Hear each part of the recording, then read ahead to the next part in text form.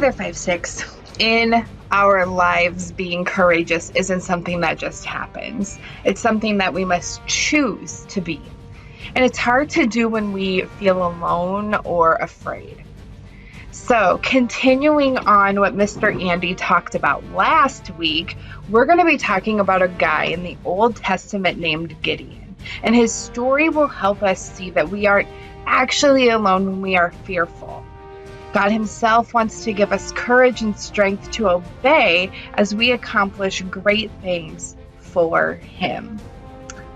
We have a lot of scripture reading for today.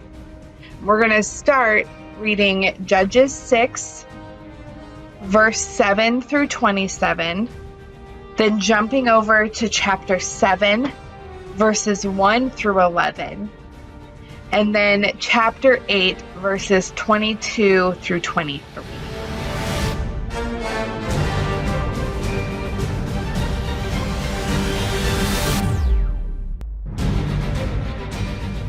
As we can see, Gideon was a timid guy who felt unfit for the task that God had given him, rescuing the Israelites.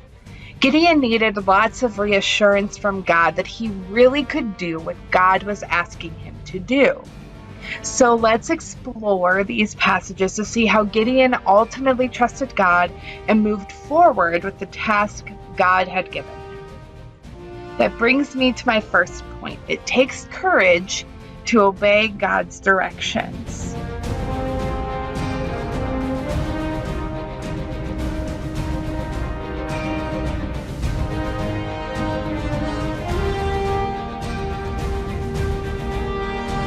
When we need courage, it helps to know we aren't alone. When we know that God is with us, we can have a supercharged approach to the challenges we face. That was true for Gideon. Once he decided to obey God's directions, he still experienced fear, but he knew he wasn't alone. That brings me to my next point. It takes courage to stand up for God.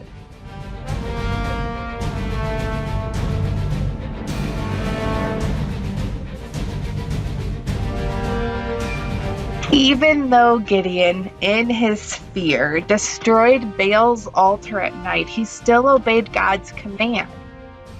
God is often waiting for us to be courageous and trust him before he shows us what he's going to do.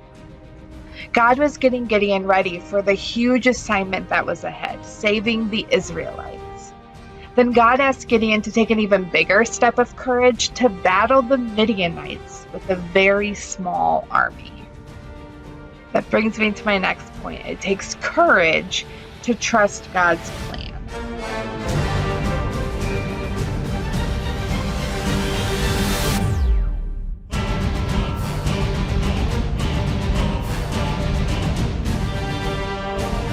It's encouraging to see that God was not only patient with Gideon's fear, but he even considered how to encourage Gideon to trust his plan.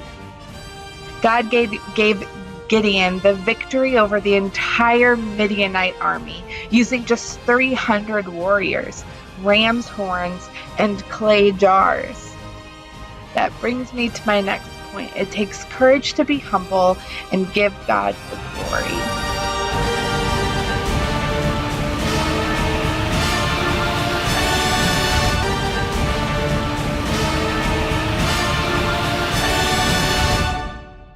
It takes real humility to remember the source of your courage and victory. Even though Gideon was a man who didn't get things right all the time, he knew that God deserved the glory for the victory and that God should rule the Israelites. That's all I got for today, 5-6. See you again soon.